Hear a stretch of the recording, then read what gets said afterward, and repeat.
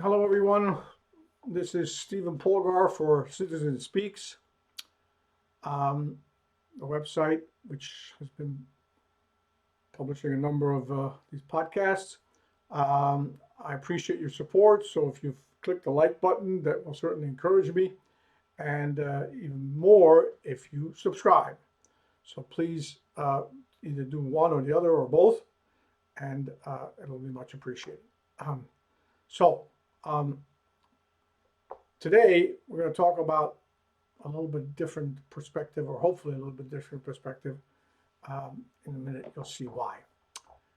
This one is called The Bare Necessities. Phil Harris's The Bare Necessities, which Baloo the Bear sings in Walt Disney's screen version of Rudyard Kipling's Jungle Book, is a lighter look at life. It avoids a lot of the responsibilities that the busy bee symbolizes, but we need Baloo's humor to make it through some of the darkest days of life. Since my son Gregory has reprimanded me for being too negative, dwelling on the terrible things that beset us here um, and in the rest of the world, I've decided to try looking at the brighter side of life today, withstanding Monty Python's dark sarcasm on that topic. Let me begin with a personal note. I'm grateful to my parents for having had the courage and the strength to leave Hungary, the country of my family's origin. It took 3, 2, 8, and 10-year-old children on an arduous trip away from their homeland when Soviet troops reinvaded it in 1956, November 1956.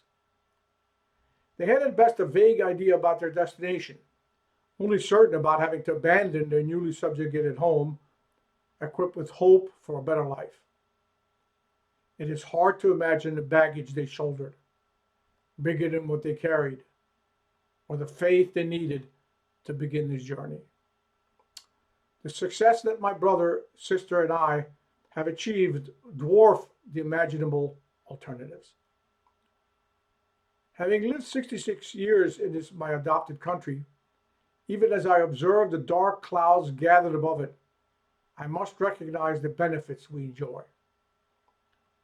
Even though evil forces have gathered to undermine our electoral system and have the backing of powerful, wealthy, often Chinese communist Mephistopheles, we have many voices crying out against them.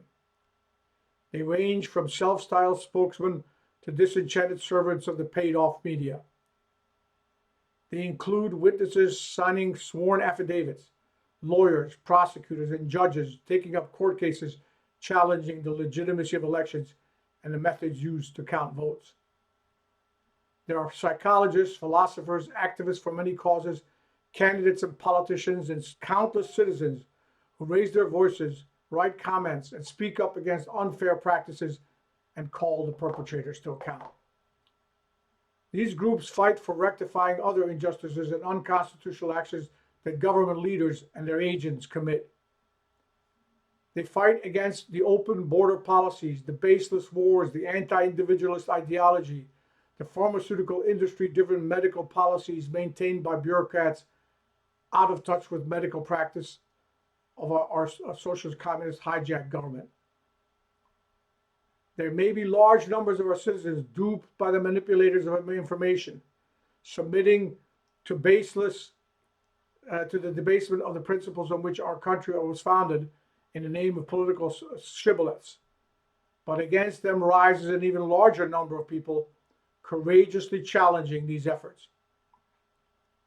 There are citizens of every age, ethnic, religious, and economic group who are willing to stand up and work against the forces which want to destroy the rights of the individual and enslave him in the name of some unachievable social ideal.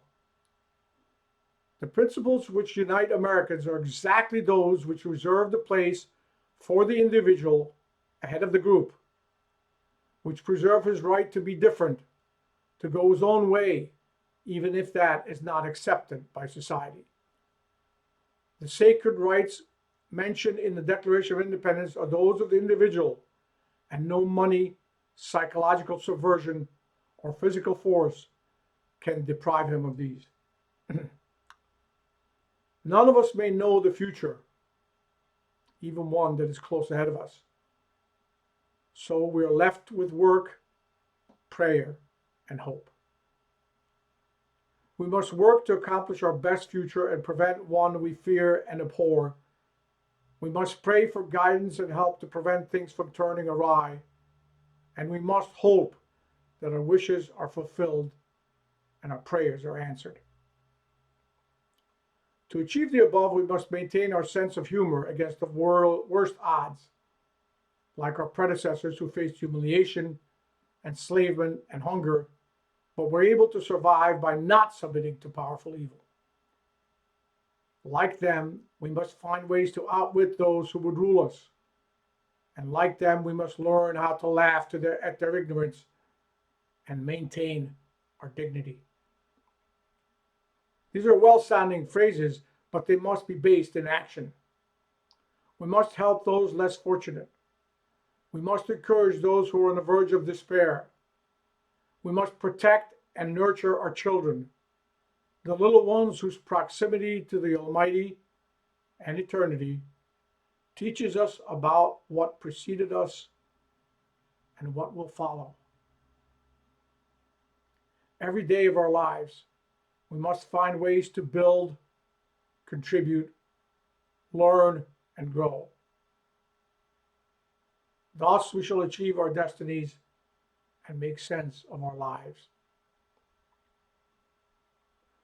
The more of us who do the above, the greater the likelihood that the better and brighter future we strive for will be achieved.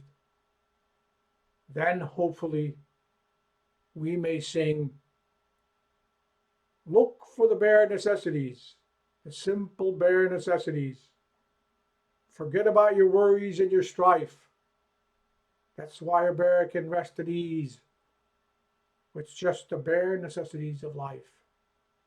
Yeah, with just the bare necessities of life. Thank you, and goodbye, and have a good day. And I appreciate again you clicking the like button or subscribing. And until the next time, all the best from Steve Pulvar.